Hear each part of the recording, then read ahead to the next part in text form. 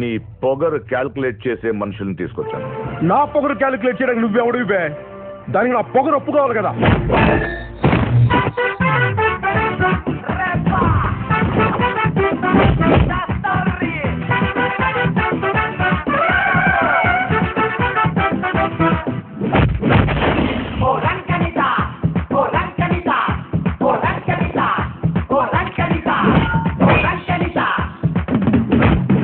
నిన్ను మీ బాబుని Delhi guest house నుంచి బయటికి తీసుకొచ్చి బట్టలు తీసుకొస్తే ఎలా ఉంటుందో ఈ రోజు రాష్ట్రం అలాగుందిరా.